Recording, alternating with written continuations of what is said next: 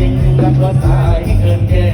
หมอเอเป็นแค่ที่เอายายังใช้ยังเก่าหักแท้เป็นสวยให้พี่อุ้มเชิญเลี้ยวไปหาแฟนใหม่อยากเด้ไม่อยากว่าใจ